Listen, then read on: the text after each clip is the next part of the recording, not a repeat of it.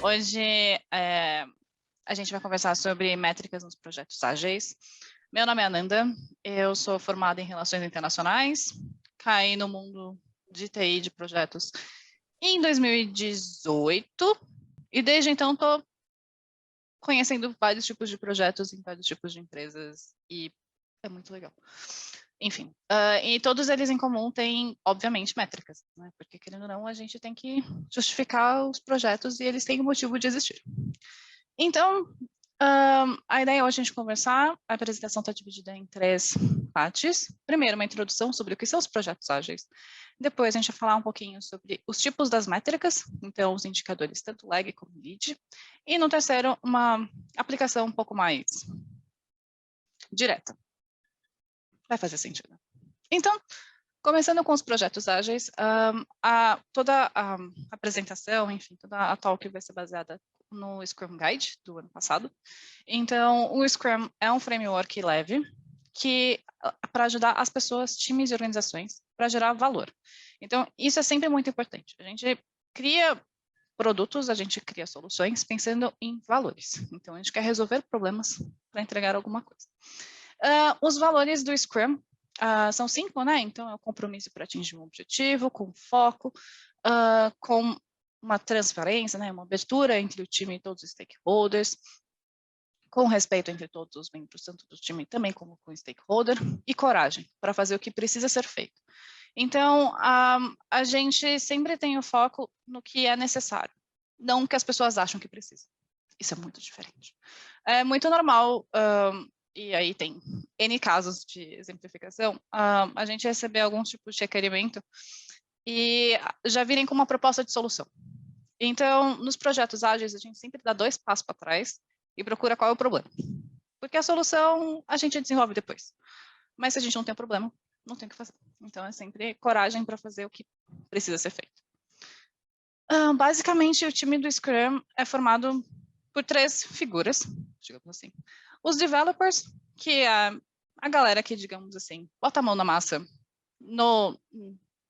tanto como UX, como programadores, por aí vai. A figura do Product Owner, que tem o objetivo sempre de maximizar o valor do produto, resultado do trabalho do time como um todo. E o Scrum Master, que ajuda a colocar o Scrum no time de Scrum. Isso é muito importante. Tá bom?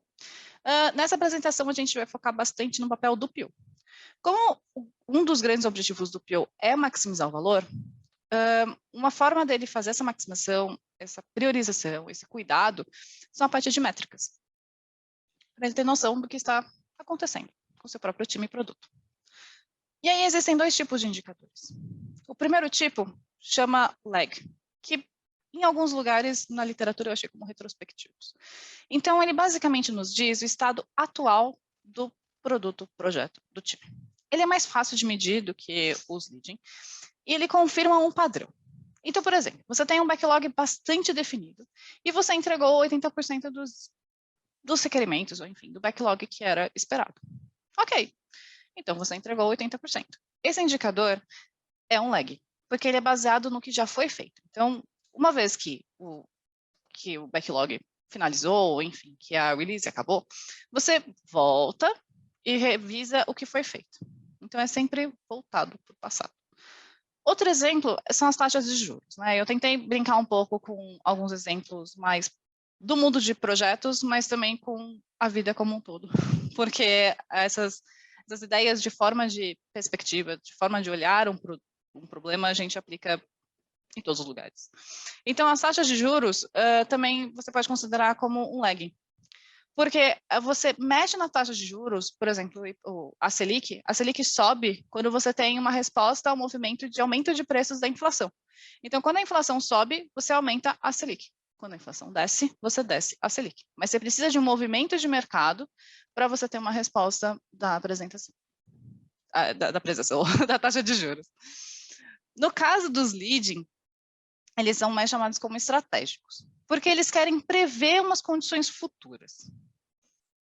Parece estranho, eu sei. Eu também achava, mas agora faz muito sentido. Assim, a gente tem uma situação atual, a gente imagina o que pode dar problema. esse imagino que pode dar problema, a gente não tem certeza, certo? É uma ideia, é uma possibilidade. Então, a gente consegue trabalhar até a gente chegar no prazo final e descobrir se deu problema ou não. Esse leading indicator, ele faz isso. Ele ajuda a gente a entender e o que a gente pode mexer, ou o que a gente deve mexer para evitar que o problema aconteça, ou para melhorar ainda mais o que já está bom. Tá? Só que assim, ele é difícil de medir, né? Comparado com outro que você pega o resultado do passado e descobre ali no resultado que você já tem. Mas ele é muito importante que você consegue fazer a mudança e alterar alguma coisa, caso seja necessário. Tá? Então, um exemplo que a gente tem aí é de backlog reduzido. Por exemplo, a gente tem um backlog que está pequeno. Isso pode significar que a gente não sabe o que a gente vai entregar depois. Pode ser que a gente tenha um backlog para uma release. E a próxima? A gente vai fazer o quê? Então, o time pode ficar meio perdido nessa história. Lembrando sempre, né, que a ideia de um produto é ele pensar mais, ou especialmente de um PO, é pensar mais a longo prazo. Então, isso é complicado de você medir. Quão claro é um backlog? É um negócio meio... né, é complicado de você colocar números nisso. Mas você consegue resolver. Por quê? Porque se você conversar com seus stakeholders e você descobrir novos requerimentos e você fizer uma nova priorização, você aumentou a clareza. Então, ele é complicado de você medir, dá para você fazer alguma coisa a respeito e dá para você não ter problemas no futuro. Esse é o lead. Outro exemplo, pensando, né, pelo lado de economia, expectativas de crescimento da economia. É o nosso relatório Focus, basicamente. Aí no slide você vê o CCI, que é dos Estados Unidos, que é outro exemplo também, que é assim, você pega e conversa com as pessoas físicas, ou seja, qual que é a impressão delas sobre o futuro da economia. Se uma pessoa acredita que ela vai ser promovida, se ela vê que, por exemplo, a taxa de juros está mais baixa, a inflação está mais baixa, as pessoas conseguem consumir mais. Então, se ela consegue consumir mais, ela tem uma expectativa positiva da economia. Então, isso pode significar que no futuro, essa pessoa faça planos para gastar mais. Se essa pessoa vê que a taxa de juros está baixando, que a inflação está reduzindo, essa pessoa que tem um sonho, por exemplo, de comprar uma casa própria, ela já imagina que daqui a uns 6 meses, um ano, ela terá condições de bancar pelo menos o financiamento, ou, enfim, dar uma entrada numa casa própria. Então, ela tem planos de gastar mais. Agora, o contrário. Por exemplo, na pandemia. A pandemia chegou, instalou no mundo inteiro, todo mundo em casa. O que o setor de, por exemplo, restaurantes pensou? Cara, qual que é o futuro? Eu não sei. É um futuro incerto. Eu não sei o que vai acontecer. Eu não sei se eu vou sobreviver, né? O meu negócio vai sobreviver à pandemia. O que eu vou fazer? Eu vou gastar? Não, eu não vou gastar nada. Eu vou segurar. Então, a expectativa é de não gastar. Isso significa que a economia vai reduzir. O crescimento será bastante reduzido. Porque as pessoas têm a impressão de que elas não vão gastar. Então, é complicado de medir, mas você consegue resolver. Se as pessoas estão com a sensação de que, putz, aquela insegurança bateu, de forma geral na economia, como foi justamente ano passado. Cara, não sei quando isso aqui vai passar, não são apenas 15 dias de home office, esse negócio vai durar mais. Só que eu não sei o quanto mais essa insegurança você consegue solucionar. Dando expectativa de vacina, quando você consegue começar a fazer uma abertura econômica, tudo isso começa a melhorar a sensação da população sobre os próximos anos. E aí as pessoas conseguem se planejar de novo. Beleza? Ok. Então, vamos pensar. Como é que a gente pode aplicar? Num produto, a gente basicamente tem 4 fases, digamos assim. Então, primeiro de tudo, você tem um problema para ser resolvido. Se você não tem um problema, você não tem por que você criar aquilo. Então, você tem um problema. Depois desse problema estar bem estabelecido, você começa a pensar em uma solução para ele. Você pode ter uma hipótese, você pode ter várias hipóteses, e você vai testar. Então, você testa, pega feedback, testa, pega feedback, uma hora deu tudo certo, você lança o produto. Tá? Basicamente é isso. E você pode medir o quê? Tudo. Você pode fazer uma medição para entender qual que é a parte do problema, como que você explora mais o problema. Você pode procurar métricas e números para justificar a hipótese de solução, porque você vai escolher uma e não a outra. Você tem que justificar até os testes muitas vezes. Por que que você está testando daquela forma? O teste foi um sucesso? Como? Qual que é a métrica de sucesso da API, de resposta da API e tudo mais. E até o quanto que o seu lançamento foi um sucesso. Quantas pessoas foram alcançadas quando você fez tal marketing, tal campanha de marketing. Então, a questão é, primeiro, você tem que definir qual que é a meta que você, na verdade, qual que é o objetivo, né? Então, você tem um problema, ou enfim, você tem um desses 4 pontos aqui a serem metrificados, e aí você pode fazer alguns tipos de perguntas poderosas, que é para você conseguir pensar numa métrica bacana. Então, são 4.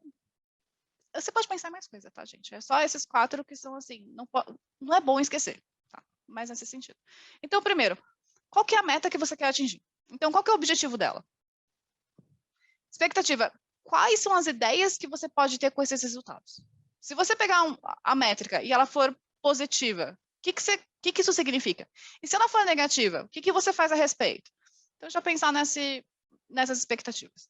Você também tem que pensar como que você vai mensurar isso. Porque lembrando que um dos valores é a abertura, né, um dos valores do Scrum é a abertura, então esse método e os números devem ser sempre transparentes. Então, a forma de medição tem que ser bastante clara e objetiva. E o tempo? Então, qual que é o tempo mínimo que você precisa rodar esse experimento, que você precisa deixar né, esse tempo rolar para você conseguir algum tipo de resultado? Não necessariamente vai parar depois disso, mas é o mínimo necessário para você ter algum significado. Então, vamos para a prática. A gente tem um problema, que é o número alto de erros operacionais em um produto e um projeto. A gente pode ter 2 formas de ver este problema, de pensar numa métrica para eles. Um deles é o indicador lag, que é a questão do retrospectivo. Então, você pode pensar numa métrica de taxa de erro de produto. É uma visão bastante interna, certo? Porque é a taxa de erro do produto. Tipo, você tem bastante informação porque é seu, certo? Você tem um produto e você consegue ter uma taxa de erro. Tipo, dá para calcular isso. Então, o objetivo com essa métrica é de reduzir a taxa de erro do produto. Porque, né, quanto menos erro, melhor. Obviamente. E aí a gente tem expectativas. Então, as expectativas, ou enfim, os insights que pode ter com essa métrica é de entender quais pontos que você precisa de melhoria. Por que esses erros acontecem? Quais são os tipos de erros que ainda acontecem? Qual é a porcentagem de cada tipo? Qual a causa raiz de cada um deles? Como é que você mensura? Dá para você mensurar a comparação de taxas de erro entre uma versão anterior de uma release e a versão posterior de uma release e ver como que isso se comportou com as mudanças que foram feitas, que você implantou, que você fez o deploy naquela release, e entender se as mudanças que você fez, de fato, melhoraram as taxas. Ou se não, será que piorou? E você faz o que a respeito? E aí você precisa pensar no tempo. Aí foi um padrão da minha cabeça, porque isso daí varia de cada qual, né? Então, eu considerei 1 mês antes da implementação e 1 mês após. É o que eu acabo usando, na maioria das vezes, com especialmente taxa de erro. Para entender a taxa de erro, da minha visão, 1 mês dá.